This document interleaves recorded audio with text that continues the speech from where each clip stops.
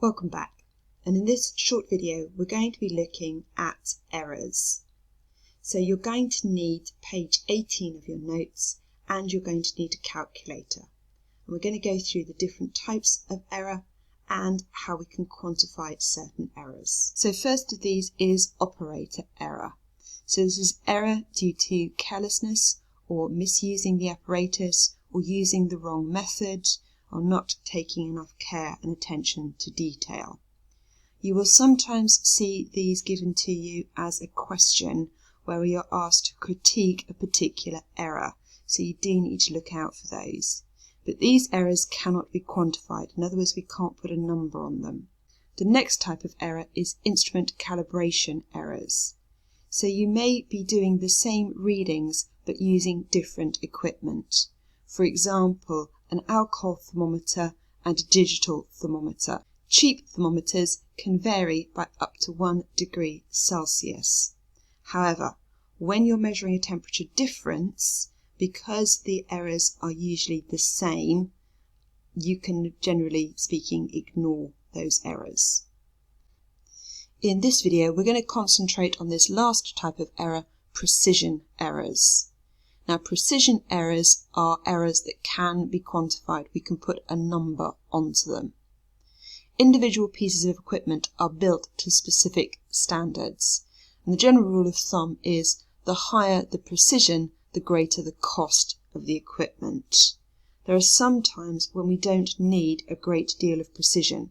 For example, if I'm measuring out something in excess, then it's quite feasible that I would be using a measuring cylinder, because its large percentage error really doesn't matter. However, if I want to know something with a high degree of accuracy, I'd be much more likely to use a pipette. They're much harder to use, they take more time, but they do measure to a higher degree of accuracy. So our maximum absolute uncertainty is the sum of the individual uncertainties. For example, if we were looking at a temperature change and we measured the first temperature as 36.3 and the higher temperature as 56.3. Now our thermometer has a plus or minus value of 0.1. So the lowest that this could possibly be is 36.2 and the highest that this could possibly be is 56.4. So the temperature difference between those is 20 plus or minus 0.2, because the maximum difference would be 20.2. To find the uncertainty of the experiment as a whole, we're just going to add the sum of the individual uncertainties. So if my error in my heating capacity was 2%, the error in the temperature reading was 5%, that would give me a 7% uncertainty overall. It's really important that you learn this equation. This is our percentage error calculation. And this is the error on the equipment times the number of times used divided by the measurement taken. So there are generally different ways that we can improve the error. We can take a larger measurement. If we're dividing by a larger number, that will make the error smaller. We can change to a different set of apparatus. So for example, if we moved from a measuring cylinder to a pipette, that would reduce the error on the equipment. Usually the times used, we can't do a lot about that. If we're measuring a temperature difference, we need 2 readings. So let's look at some calculations. We're going to use a 100 centimetre cubed measuring cylinder to measure out 25 centimetres cubed. So my error is going to be the error of my equipment. Well, that for a measuring cylinder is 1 centimetre cubed. I'm going to measure it up to a line, so I'm going to use it once, and I've got a 25 centimetre cubed measurement. So times that by 100, and I get that that has a 4% error. I'm going to compare this percentage error if I use a pipette instead. So the error on my pipette is 0.1 centimetre cubed. Again, I'm going to measure it up to a line, so I'm only using one measurement. And again, my total measurement is 25 centimeters cubed times by 100, so I get a 0.4% error. Obviously, that's much better than the 4% error I got with the measuring cylinder.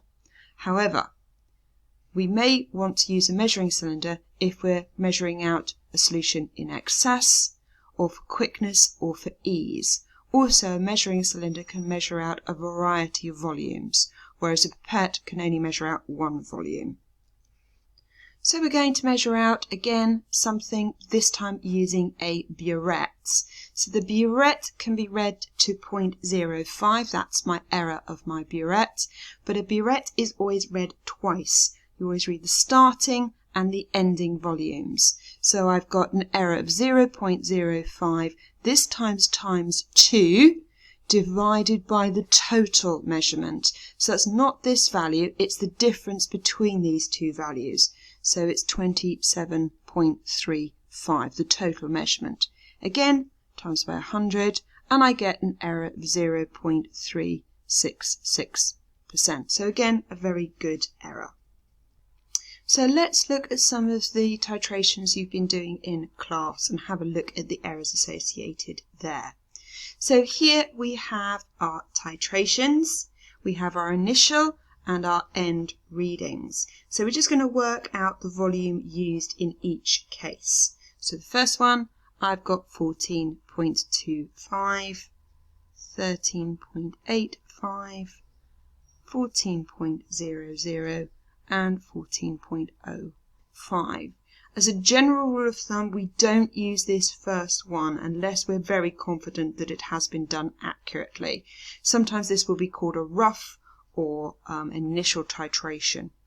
We also need to remember that we can only use titrations within 0.2 of each other. So in this case, I'm going to use this second, third, and fourth titrations, as they are all within 0.2 of each other.